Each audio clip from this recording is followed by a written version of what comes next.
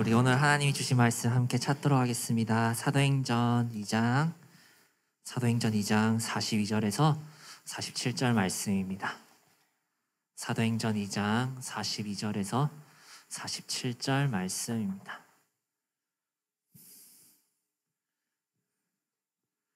사도행전 2장 42절에서 47절 말씀. 네, 오늘 또 우리 친구들 성경책 덮지 말고 계속 펴놓고 있으세요.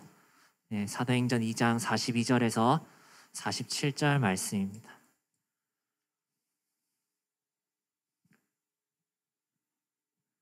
사도행전 2장 42절에서 47절 말씀.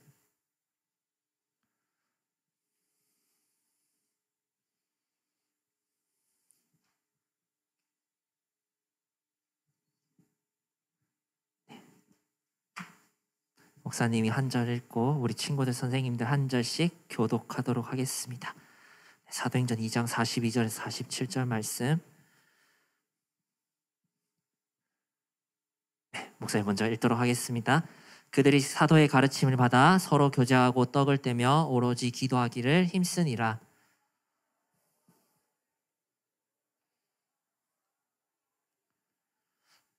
믿는 사람이 다 함께 있어 모든 물건을 서로 통용하고 날마다 마음을 같이하여 성전에 모이기를 힘쓰고 집에서 떡을 떼며 기쁨과 순전한 마음으로 음식을 먹고 하나님을 찬미하며 또 온 백성에게 칭송을 받으니 주께서 구원받는 사람을 날마다 더하게 하시니라. 이는 살아계신 하나님의 말씀입니다. 아멘. 네, 아멘. 우리 온유 2반 대표해서 암송해 주시겠습니다.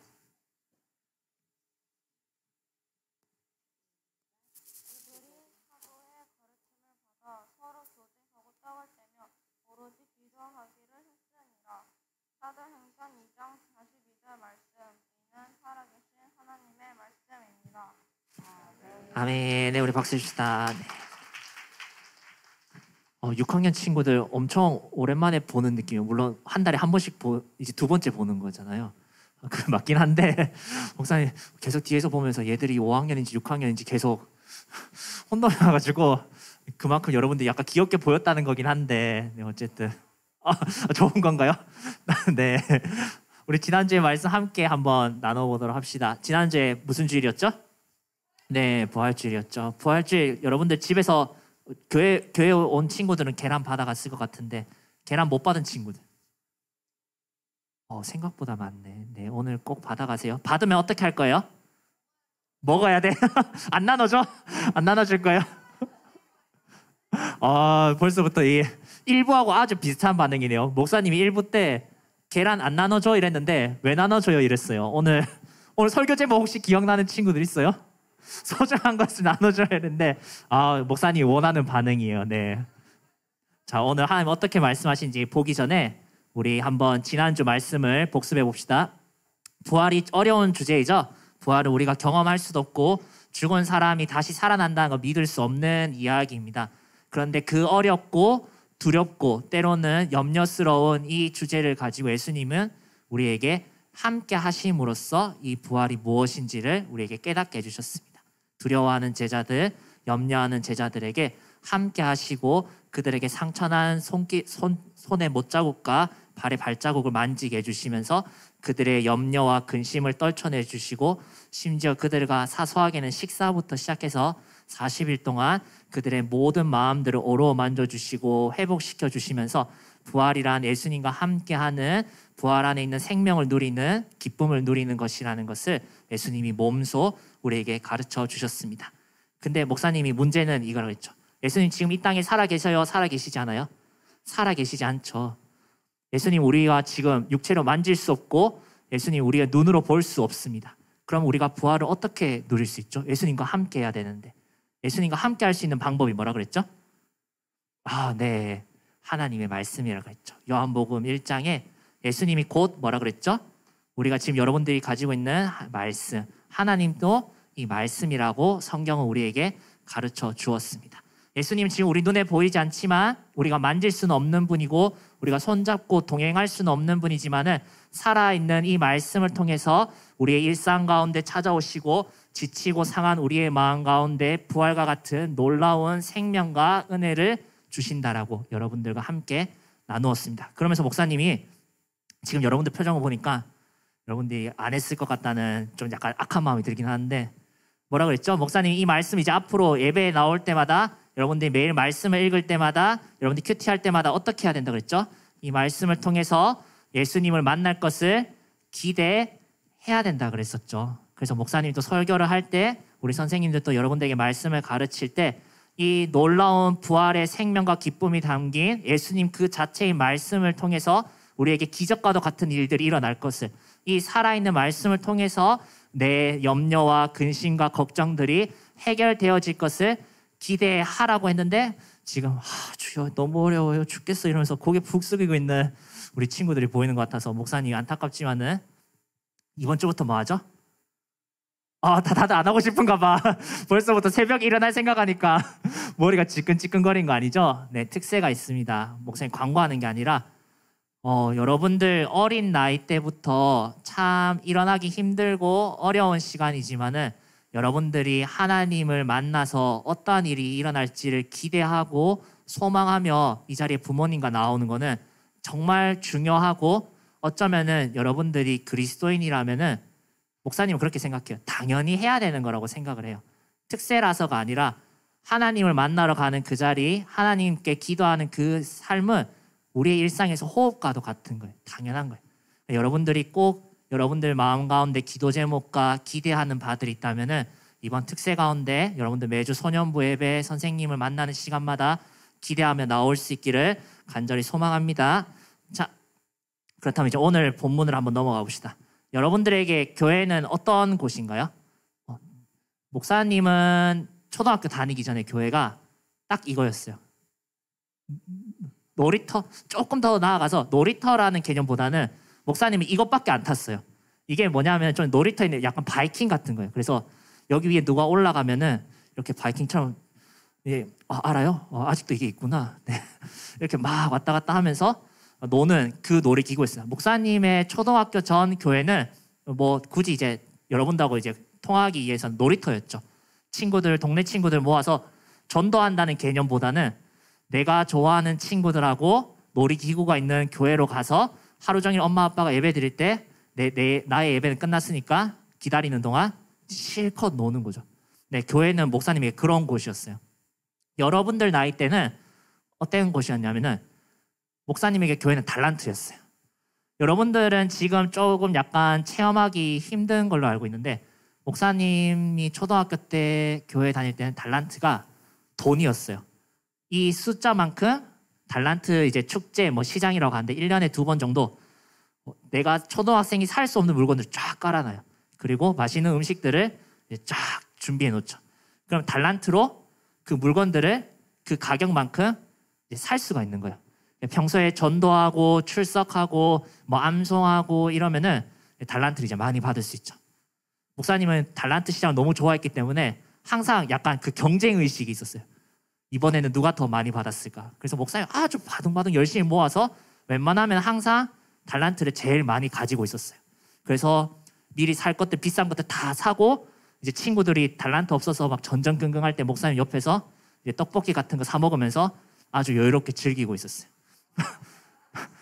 일부랑 똑같은 반응이에요. 목사님이 좀 약간 살짝 포장해서 이야기했는데 저 나쁜 사람 이러면서 다들 쳐다보고 있는데 네 그랬어요. 좀 약간 욕심이 많았던 것 같아요. 목사님 또 설교 준비하면서 다시 되돌아보니까 비싼 거요? 기억도 안 나요. 네, 자 그래서 남은 건 어떻게 했을까요? 달란트가 목사님 항상 남았어요. 오늘 설교 주제랑 여러분들 반응을 너무 잘해주네. 아까 제목이 뭐였죠? 소중한 것을 나눠.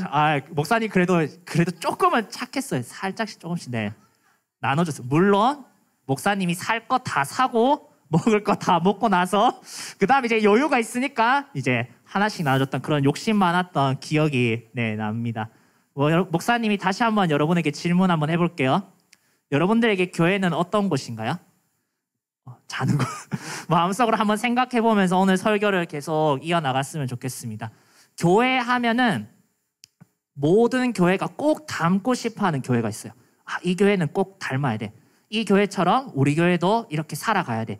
이 교회가 세상에서 가장 완벽한 교회로서의 롤 모델이야, 워너비야라고 하는 교회가 있습니다. 어딜까요? 일부랑 너무 똑같아요. 목사님 너무 기뻐요. 네, 사랑의 교회라고 하면은 좋죠. 사랑의 교회도 맞죠. 근데 성경을 볼 때 많은 목사님들, 많은 교회가 이 땅에 있는 교회 말고 꼭 닮아야 되는 교회를 하나를 언급합니다. 그게 바로 우리가 방금 읽은 초대교회라고 하는 교회입니다. 오늘 사도행전 2장에 나온 이 교회가 이 세상의 어떠한 교회보다도 하나님의 말씀에 딱 맞고, 어떠한 교회도 이 교회만큼 아름다울 수 없고 이 교회를 닮아가야 된다라고 많은 사람들이 이야기를 하고 있습니다. 근데 이 교회는 참 신기해요. 여러분들 오늘 읽으면 좀 약간 이상하지 않았어요? 이 교회는 첫 번째로 어떤 특징이 있냐면은 매일 모였어요. 여러분들 교회 몇 번 와요, 일주일에? 한 번 오죠. 한 번. 많이 오는 친구는 2번 오겠죠. 부모님한테 이제 안겨가지고 토빗에 와가지고 이제 이러고 있다가 2번 정도 오겠죠. 이 교회는, 이 초대교회라고 하는 곳은 매일마다 사람들이 모였어요. 심지어 그 당시에 노예가 있었는데도 불구하고 자신들이 매일같이 바쁜 일상의 시간들을 쪼개면서 매일 모이기를 힘쓰면서, 우리 여러분들에게 굳이 이제 이해하기 쉽도록 두리뭉실하게 이야기하자면은 예배를 드렸어요. 힘써서 기도하고 예수님의 죽으심을 기념하기 위해서 떡과 포도주도 매일같이 떼면서 함께 예배를 드리는 그러한 공동체였습니다. 우리하고 조금 다르죠.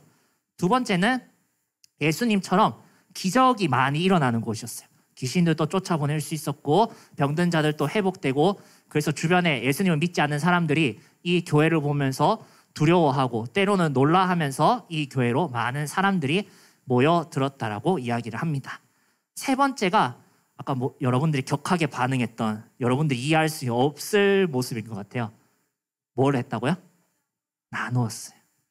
그냥 나눈 게 아니라 목사님 아까 전에 달란트 이야기한 것처럼 다 쓰고 나서 남은 거를 나 필요 없으니까, 이게 아니라 내가 가진 모든 것을 다 같이 모아서 필요한 사람들에게 다 나누어 주었어요.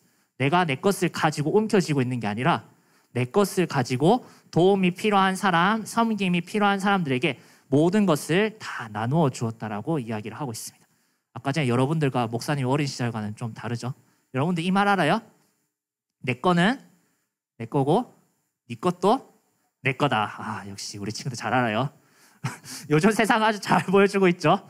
내 거는 내 거인 건 당연한 건데 너의 것마저도 나의 것이라고 하는, 절대적으로 나누어주기 싫어하고 나의 이익과 유익만 원하는 게 우리의 모습인 것 같습니다. 다시 한번 읽어볼게요. 이 교회가 어떻게 지냈는지. 오늘 목사님이 아까 성경책 덮어라 그랬나요? 펼쳐라 그랬나요? 네, 펼쳐라 그랬죠. 2장 44절과 45절 말씀 한번 봅시다. 사도행전 2장 44절에서 45절 말씀입니다. 목사님 갑자기 생각났어요. 온라인으로 드리는 친구들 성경책 잘 보고 있죠? 목사님 앞으로 PPT 준비 안 하려고. 사도행전 2장 44절에서 45절 말씀입니다. 우리와는 다른, 세상과는 다른 이 교회의 모습을 우리 다시 한 번 더 우리의 마음에 새기기를 원하면서 우리 다시 한 번 더 읽어보도록 하겠습니다. 44절부터 읽겠습니다. 시작. 믿는 사람이 다 함께 있어 모든 물건을 또 재산과 소유를 팔아 각 사람의 필요를 따라 나눠주며. 날마다 교회 오는 사람들, 매일같이 자신의 것이 아니라 자신의 것을 떼서 남에게 주는, 요즘 세상과는 다른 모습의 교회. 왜 이 사람들은 이렇게 살았을까요? 우리는 사실 앞에서도 이야기했지만은 우리는 왜 내 거를 남한테 나눠줘요? 내가 가지고 있으면 되죠. 대부분은 굳이 그나마 나눠준다면은 내가 준 만큼 어떻게 돼야 돼요? 받아야 되죠. 내가 준 게 있으면은 당연히 받아야 된다고 생각하는 게 우리의 삶의 모습이고 요즘 여러분들이 살아가는 세상의 방식입니다. 다시 한 번 더 목사님 여러분들에게 질문해 볼게요. 그렇다면 이 사람들은 왜 자신의 것을 희생하고 포기하면서까지 다른 사람들에게 나누어 주었을까요? 왜 매일매일 자신의 시간을 포기하고 희생하면서까지 교회에 와서 예배를 드렸을까요? 목사님이 오늘 나누고 싶은 주제예요. 질문은 못 받겠어요. 목사님 여러분들하고 이야기하고 싶은 것은 무엇 때문이죠? 내가 교회이기 때문이죠. 이 하나를 가지고 오늘 여러분들과 말씀을 마무리하려고 합니다.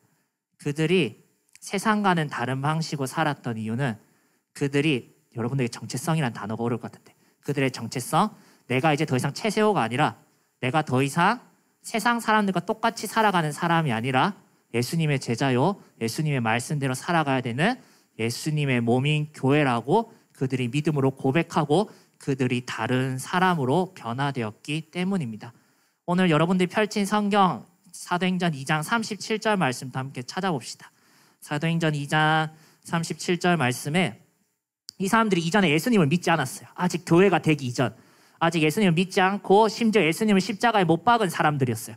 근데 그들이 성령에 충만한 예수님의 제자들의 설교를 듣고 나서 37절에 이렇게 이야기를 합니다. 우리 37절 말씀 우리 함께 읽도록 하겠습니다. 시작. 그들이 이 말을 듣고 마음에 찔려 베드로와 다른 사도들에게 물어 이르되 형제들아 우리가 어찌할꼬 하거늘. 그들은 복음을 들었을 때 그들의 삶에 무언가 잘못되었다는 것을 느끼기 시작했습니다. 지금까지 내가 살아온 모습들, 이기적인 모습들, 나누어주지 못한 모습들, 예수님을 십자가에 못 박은 이 내 모습이 바로 죄인의 모습이었구나. 내가 더 이상 이렇게 살면 되지 않겠구나. 내가 이전과는 다른 삶을 사는 새로운 존재, 새로운 사람, 새로운 정체성을 가져야 되겠구나. 내가 이 내 죄인의 모습을 어찌할꼬라고 그들에게 묻고 그들은 삶의 변화를 주기 시작하면서 다른 존재로 변화되었습니다. 오늘 본문 42절을 다시 한 번 더 봅시다. 여러분들 본문 42절에 앞에 이렇게 적혀져 있어요. 그들이 사도의 가르침을 받아.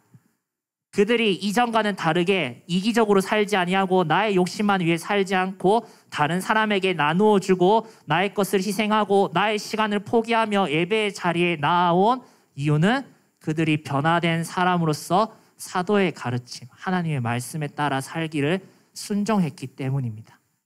그들은 이전에는 세상의 사람이었습니다. 그들은 이전에 교회가 아니었고 그리스도의 몸이 아니었고 예수님의 제자가 아니었지만은 그들은 복음을 듣고 나서 그들은 스스로 변화되고 교회로서 살아가기 시작했습니다. 내가 이제 예수님의 몸이니까, 내가 이제 예수님의 제자니까 이전과 같이 나만 생각하며 살지 않겠어. 이전과 같이 교회를 안 나가는 삶이 아니라 나의 몸이신 예수님이 계신 그곳으로 가서 예배를 드릴 거야 라고 하며 그들의 변화된 믿음의 고백에 따라 그들은 살아갔습니다. 그들은 그들의 존재가 달라졌기 때문에 그 존재에 따라 변화된 삶을 살아왔습니다. 그렇기 때문에 목사님은 여러분들에게 꼭 묻고 싶어요. 여러분들은 진짜 교회인가요? 여러분들 입술로는 고백하잖아요. 난 예수님의 제자예요. 나는 교회예요. 나는 하나님의 자녀예요. 라고 고백하고 믿고 머릿속으로 이해한 여러분들의 그 고백과 여러분들의 삶이 일치하고 있나요?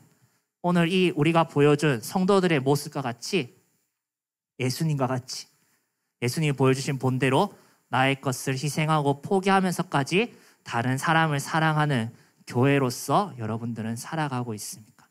여러분들의 삶을 먼저 되돌아본다면은 여러분들이 진짜 교회인지 여러분들이 진짜 예수님의 제자인지를 여러분들 스스로 깨닫고 알게 될 것이라고 목사님은 생각을 합니다. 그렇기 때문에 우리가 적용을 해야 되겠죠. 목사님은 교회라고 생각했을 때 가장 처음 출발해야 되는 교회는 물론 사랑의 교회도 중요하고 우리 여기 있는 소년부도 참 중요하지만은 바로 가정이라고 생각을 합니다. 목사님 여러분들 부모님 언급 참 많이 하죠. 가정이야말로 하나님께서 우리에게 주신 정말 소중한 교회의 하나라고 목사님은 생각을 합니다. 이 가정, 여러분들 집 가운데 여러분 오늘 이 자리를 벗어나서 집으로 딱 돌아왔을 때 여러분들 무엇을 할 건가요? 아주 사소하게는 이런 일들 있잖아요. 목사님 형제가 없어서 사실 다 주워 들은 거긴 한데 목사님 외동이거든요. 형제들 있으면 꼭 그런데요. 내가 이 아이스크림, 내가 이 과자 내가 꼭 내일 먹으려고 꼭 굳이 아껴. 그날 먹으면 되는데 그래서 냉장고에 딱 넣었어. 넣고 그 다음날 왔어. 여러분들 잘 알죠? 딱 열으면 없어.